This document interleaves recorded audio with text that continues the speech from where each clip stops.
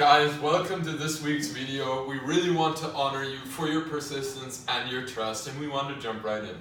Today we're going to talk about the topic of obsession, which is a very, very controversial topic. Growing up, at least for me, obsession was really conditioned as a negative thing, right? Don't be obsessed, you're too obsessed, right? These words and phrases really got a negative take on them. And this is super interesting because the origin of this video lies in the following situation. Last week, I was playing FIFA with a friend. So for those of you who don't know what FIFA is, it's a computer game where two, usually guys, play soccer against each other. And we see it like a religion, right? Like it's a big and serious thing among guys and friends. And I was getting my ass handed to me. I was getting beat badly. And my friend, he looked at me, he was like, Leon, you don't really like to lose, right? And that got me thinking. It got me thinking about this whole concept of obsession again. And fact of the matter is, when I started to get into high performance psychology and all these super interesting topics, one reason I got into it was to understand, hey, is obsession really such a prerequisite for success? Because again, let's look at the high performers and superstars, 1% in our society. I would argue we would classify all of them as obsessed. So let's dive into this and look at it together. There's an amazing author called Malcolm Gladwell. He wrote the book Outliers, among others. I really recommend it. And in this book, he came up with the 10,000 hour rule. He basically proved that in order to gain the field of mastery in any topic or interest, you would have to do it for 10,000 hours. Now that's a lot of hours if you think about it. If you do something 3 hours every day, it would take you 10 years to gain the field of mastery if you would take your birthday, Christmas, and Easter off. So that is a lot of commitment.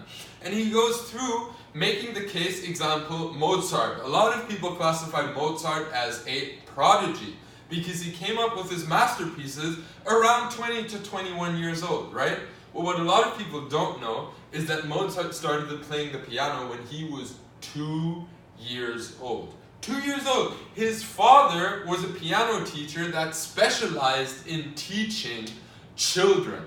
So by the time he was 21, he already had his 10,000 hours racked up. Another great example is Steven Spielberg. Steven Spielberg had his first major movie success around the age of 25, 26. Very young, right? Again, he started shooting films and movies when he was around 9. So he gives different examples as well. He names the Beatles, he names Bill Gates, and others. But this 10,000 rule has been proven time and time again. If you want to gain the field of mastery, you will have to do it for 10,000 hours. Now I ask you, can you do something for 10,000 hours without being obsessed? I don't think so. Now the question is why? Why do you need to be obsessed in order to do something for 10,000 hours? That's a much more interesting question. And Seth Godin, in his book, The Dip, which I really recommend to you as well, found an amazing answer. So basically, he drew the graph right here that you can see.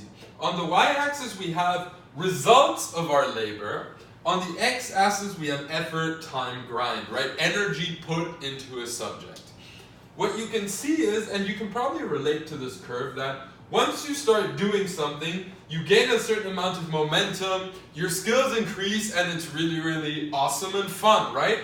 At some point, you will reach this dip, as he calls it.